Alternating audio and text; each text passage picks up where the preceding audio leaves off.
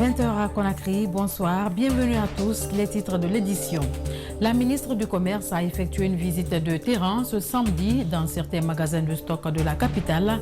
Objectif à s'assurer de la suffisance des denrées alimentaires de première nécessité en ce mois de Ramadan. Réinsertion solitaire d'un jeune qui a échoué à la migration irrégulière. Après un périple de 13 mois, Kernoma Diouba a décidé de partager son histoire pour tenter de conscientiser ses frères sur les dangers de ce voyage incertain. C'est tout pour le sommaire. Bienvenue à tous. Tout d'abord, cette brève, le parti au pouvoir n'a pas tardé à réagir suite aux récentes sorties de Cellou Dalein Diallo. Le RPG Arc-en-Ciel, selon le RPG Arc-en-Ciel, j'y arrive, le président de l'UFDG depuis sa dernière défaite électorale a déserté littéralement le terrain politique pour s'investir dans les médias sans retenue ni pudeur. Il n'arrive pas encore à faire le deuil des puissantes défaites humiliantes qu'il a subies coup sur coup à l'élection présidentielle à laquelle il a pris part avec l'idée funeste de moi ou le chaos, un référendum qu'il a essayé d'empêcher par un recours à la violence et des actes terroristes aux législatives qu'il a boycottées aux grandes dames de son parti.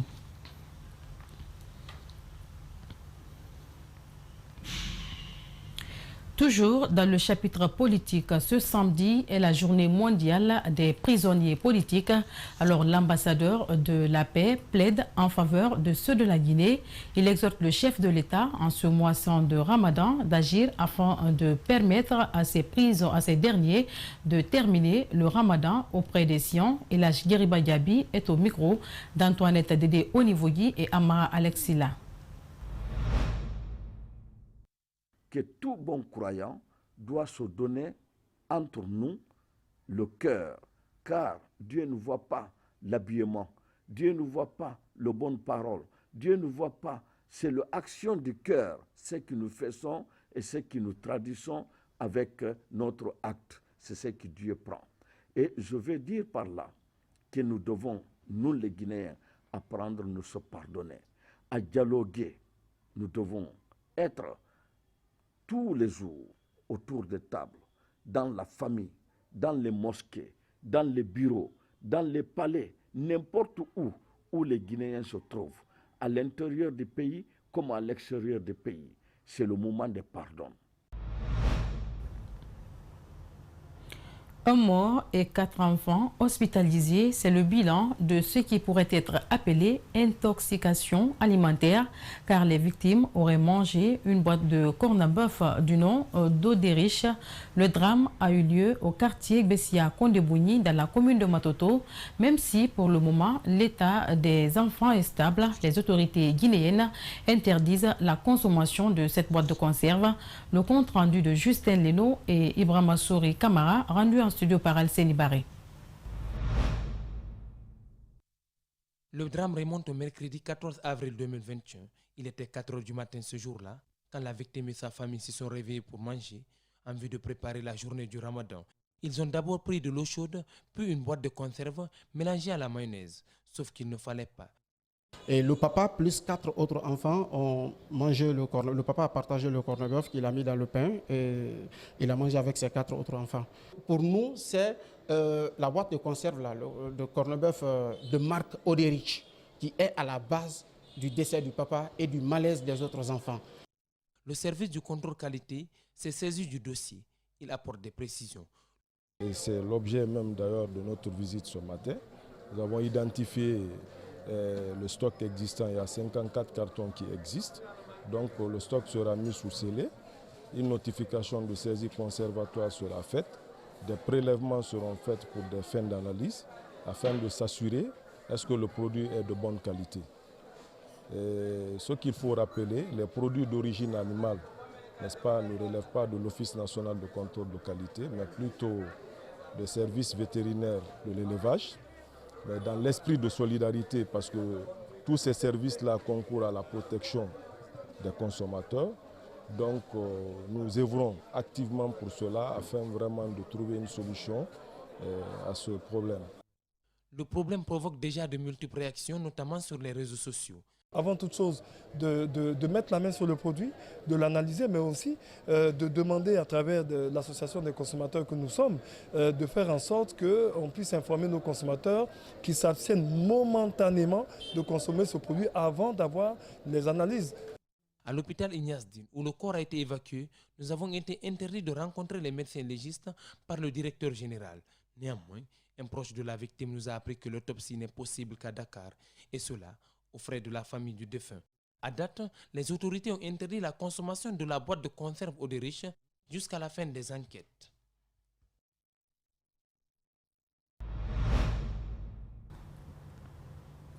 Dans le même siège, la ministre du Commerce a effectué une visite de terrain ce samedi dans certains magasins de stock de la capitale.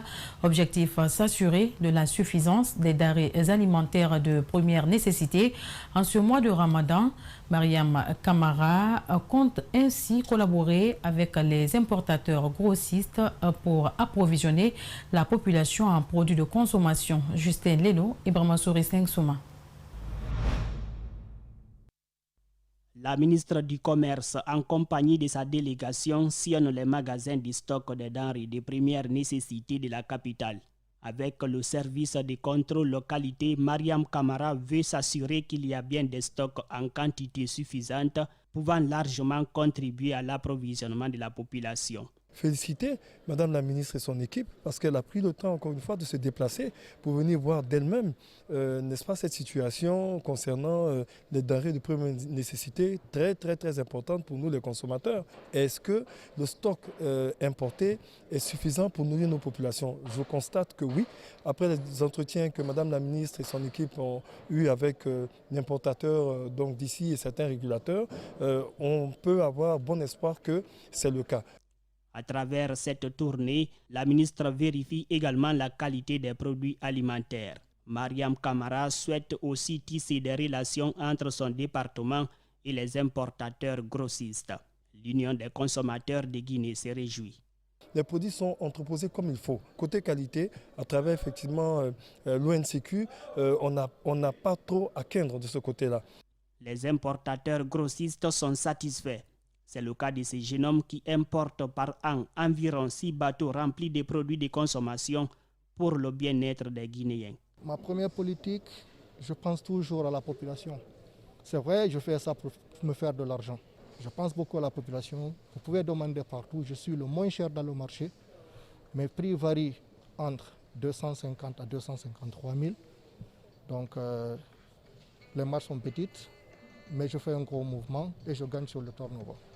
Pour démarrer la collaboration, la ministre du Commerce a demandé aux importateurs grossistes des denrées de première nécessité de fixer un prix en faveur des citoyens.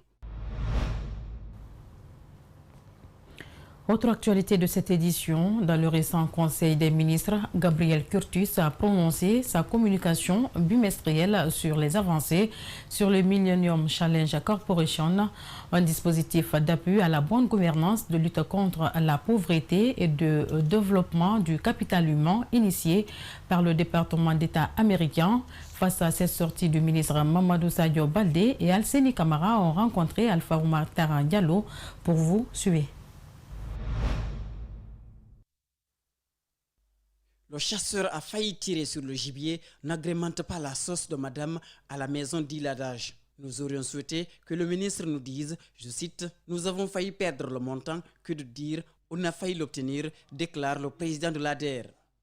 Bien, la première des choses, c'est que nous savons que la Guinée a eu 25 points et il fallait plus de 25 pour faire partie des bénéficiaires.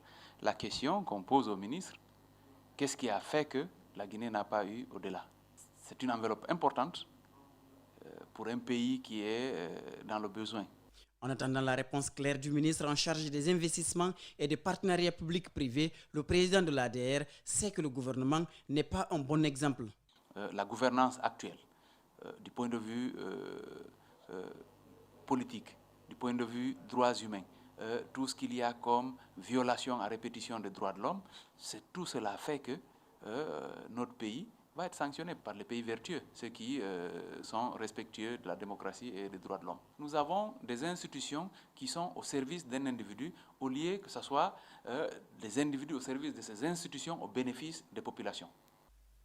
Le gouvernement ne perd pas espoir, surtout que des mesures comme l'adoption d'une loi portant sur la lutte contre la corruption ou l'adoption d'une loi portant sur le code de conduite de l'agent public sont instaurées. Sauf qu'à ce niveau, entre les déclarations et les pratiques, existe un grand fossé. Le cas de Nabaya Gate est une parfaite illustration.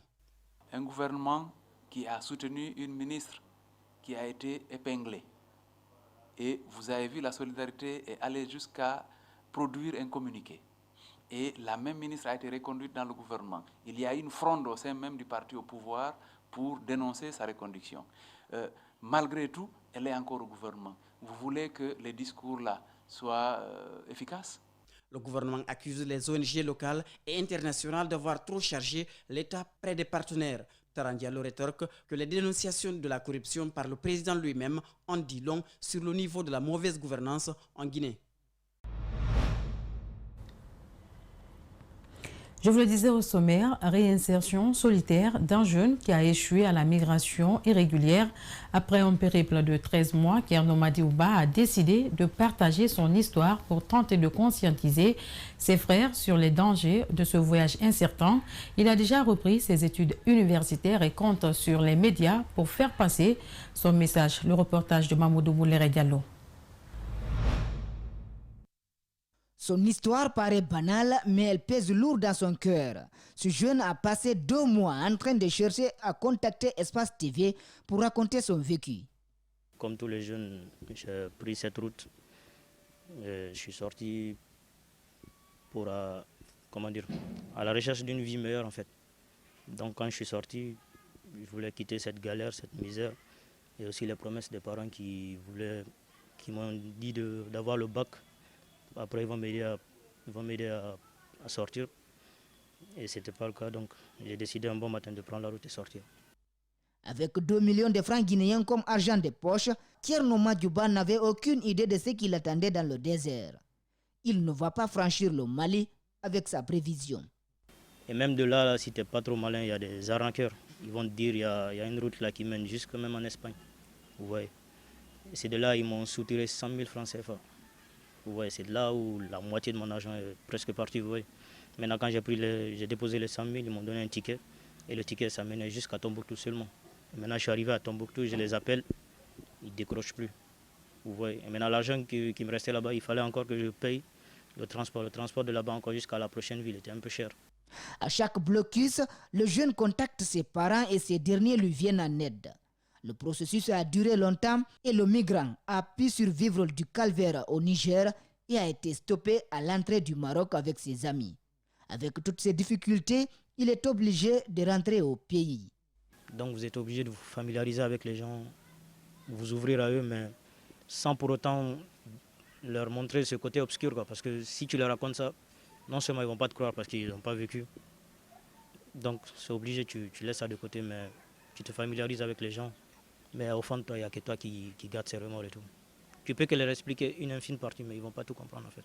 Dès son arrivée, Kerno Madiouba n'a pas perdu un seul instant pour reprendre ses études. L'envie d'aller l'habite toujours, mais cette fois, il veut partir par la voie officielle.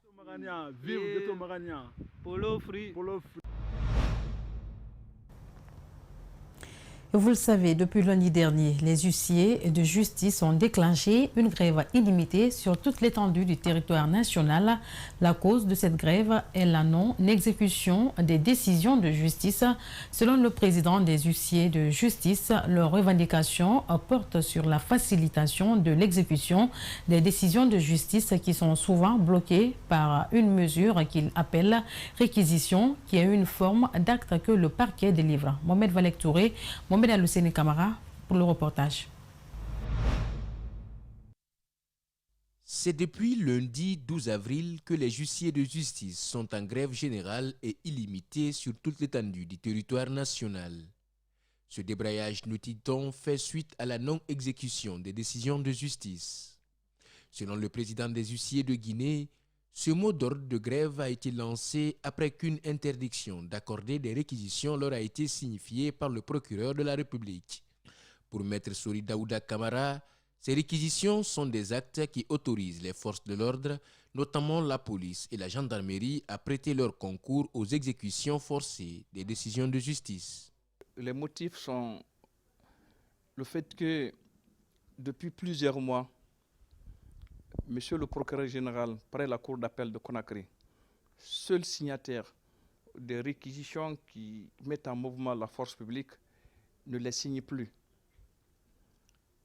Il dit avoir reçu des instructions fermes de Monsieur le Président de la République de ne plus signer des réquisitions pour les huissiers de justice.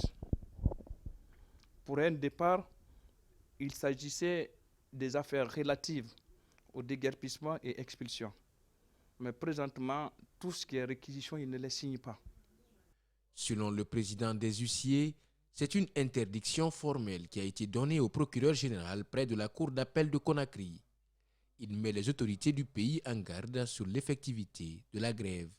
Dans la mesure où ce procureur ne signe plus cette réquisition, ce sont des milliers de dossiers qui vont rester en souffrance, qui ne suivent pas d'exécution. Donc, devant cette situation, nous avons mené plusieurs démarches auprès de nos autorités, le procureur lui-même, le cabinet du ministre, le ministre lui-même, le chef du cabinet, le secrétaire général. Nous avons fait une série de rencontres qui finalement n'ont rien donné. Il a aussi fait savoir qu'il n'y aura aucun acte jusqu'à la satisfaction de leurs revendications. Face à l'interdiction formelle de leur accorder des réquisitions, les huissiers de justice guinéens entendent durcir le ton. Ceux qui pensent qu'en empêchant l'exécution des décisions de justice, c'est faire du mal à l'huissier, se trompent lourdement. Parce que l'huissier n'est que l'exécutant. Il y a en premier lieu le justiciable lui-même, celui-là qui est bénéficiaire de la décision. Il est à ses côtés un avocat. C'est l'avocat qui a assuré la défense de ses intérêts. Donc la décision obtenue, si elle n'est pas exécutée, nul n'est satisfait. Rappelons qu'en mai 2019, les huissiers avaient lancé un mouvement de grève pour exiger la signature d'un nouveau statut visant à établir une organisation professionnelle garantie. Dernier élément de ce journal, l'organisation des 112 heures du livre avance. Les réunions préparatoires s'enchaînent. Covid-19 oblige. Cette année, l'événement sera beaucoup plus virtuel. Mamadou Kalisso commente les images d'Abouakar Bangoura. Cette année, l'événement sera à plus de 80% virtuel, selon les organisateurs. Les stands seront moins occupés par rapport aux années précédentes. Les réseaux sociaux et les médias seront au centre de la rencontre, le tout dans le strict respect des mesures barrières. L'ANSS a fait un protocole. Ce protocole, on va commencer à le dérouler dès lundi pour permettre aux participants vraiment de se munir de leurs tests pour accéder au site du salon, aux exposants, aux invités, aux participants. Mais nous savons que le maximum aujourd'hui de professionnels du livre, de professionnels de la culture, nous nous sommes fait vacciner pour la cause. Des tables rondes sur la diplomatie avec les Nations Unies, des formations, des ateliers et des dédicaces seront au rendez-vous. Nous aurons également une autre thématique, livre et jeunesse, livre et paix, tout cela. Livre et santé également, il y aura une conférence de présentation de livres sur la lutte contre l'épidémie Ebola. Ce sont des thèmes importants qui viennent enrichir la thématique des 72 heures du livre de cette année. Selon cet ancien ministre, les 72 heures du livre sont une occasion de créer un environnement lettré autour des familles et des communautés. J'observe par exemple qu'il y a assez peu, en tout cas pas à ma grande satisfaction, de familles où tu peux rentrer et tu vois une bibliothèque accessible où l'enfant peut toucher le livre, feuilleter le livre, lire le livre et être avec le livre. Il faut que cet environnement soit aussi dans la communauté, multiplier les bibliothèques de lecture publique, multiplier les points de lecture, multiplier les événements autour du livre. Les 72 heures du livre sont un événement littéraire d'envergure. Elles se tiendront les 23, 24 et 25 avril prochains. C'est la fin de ce journal réalisé par Ali Badara Kamara et Djibril Ba. Il a été coordonné à la régie par Cheikh Oumar Kaba, Lamine Sidibé et Salimou Fofana. Grand merci à tous de l'avoir suivi. Bonsoir.